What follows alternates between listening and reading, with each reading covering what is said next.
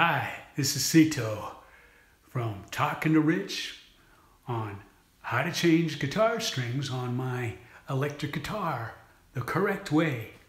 Stay tuned.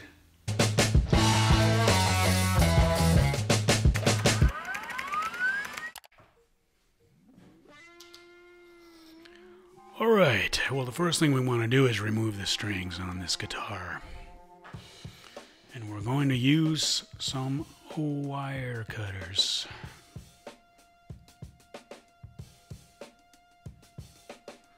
Loosen up the headstock tuners.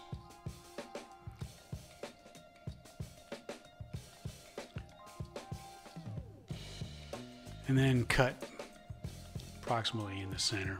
Just cut them right off. And you can unwind those and remove them. I pack them up, I twist them up, and remove the strings from the body. Next thing we're going to notice is how dirty this neck is, and it's time for a little cleanup. While you have the strings off, you might as well clean up the fretboard. I use a little soapy water. A rag will do a good job here. Make sure not to oversaturate your fretboard and to wipe off the excess as soon as possible. You don't want to soak your fretboard with water. It's not a good idea. And after you finish doing that, you want to use some type of fretboard oil. I don't have any, unfortunately. I left it back somewhere else. So I'm using this fast fret to lubricate and add some oil to my fretboard, wiping off the excess and making sure that I don't oversaturate fretboard with oil as well. Next thing, we gotta string the guitar. We start with stringing the guitar through the body. Do all 6 strings so that it's more convenient. The other thing you want to make sure now is on the headstock end of things is that you line up the post holes or the eye holes on the post to in one direction so that you can feed those strings without having to any problem. They gotta be fed in straight like that. Now when measuring how much string you need, here's a technique. Watch how I do it here. See, I use my finger, I pull up on the string, and I use my thumb as a measurement, and right there, and then my pointing finger holds everything together. See, I can almost hold up the guitar like that. And start to wind counterclockwise. And the string that's being fed through slips underneath, below the string. The first wind. Make sure that when that comes through, now I bend that string up, and as it comes around, I make sure that the wind now winds below that string that's being fed through the eye hole, and it sandwiches it in there, and therefore clamps it in there. To cut the string, I usually put the cutters on top of the post hole, on top of the post, excuse me, and then clip them off. I'm gonna do a second example here. Same technique with my finger. It's always it's the same position of the hand on all the strings, and that would be good enough. You don't need a million winds on your post. You just need 2 and 3 as the strings get lighter.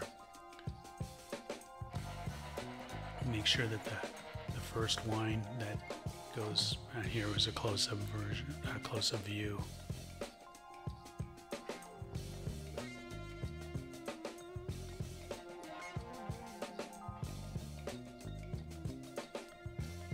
winding it counterclockwise, at least for the Stratocaster.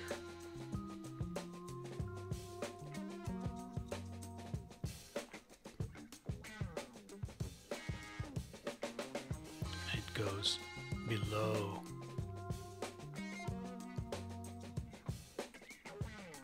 Pull that string straight up. Continue to twist counterclockwise and feed the string below, sandwiching the string that's being threaded through. That way it clamps down, cinches the connection. Cinching, it's to clamp it down or tighten the string. Probably the best way. It's always been good for me.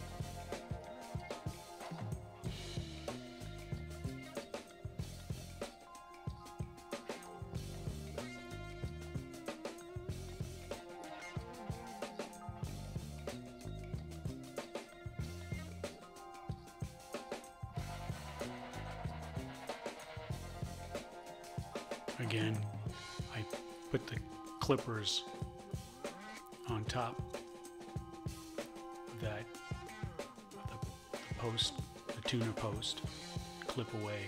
That way it gives me a uniform cut every time.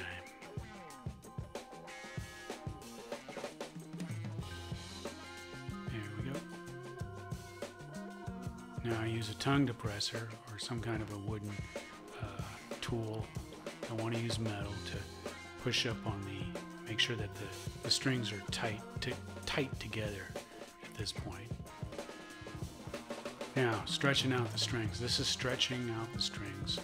I'm stretching at between the 3 and the 5. Actually, I start down at right there at the neck, above the neck pickup. I'm almost picking up the guitar right there. I'm letting the weight of the guitar stretch the strings. I'm not using any muscle to do this. It's just letting the weight of the guitar pull up on, letting the weight of the guitar stretch the strings. I'll pull up and hold it there for a couple seconds. Now be careful with the B and the E with the lighter strings. Be a little more careful with those, as they are thinner and they could break if you pull them too tight. But they're pretty tough, and I'm pretty tough at this point with my guitar to make sure that they're stretched out correctly, because this is an important part of the stretching. Tuning tips and tricks. Here's a little trick that I want to pass on to you.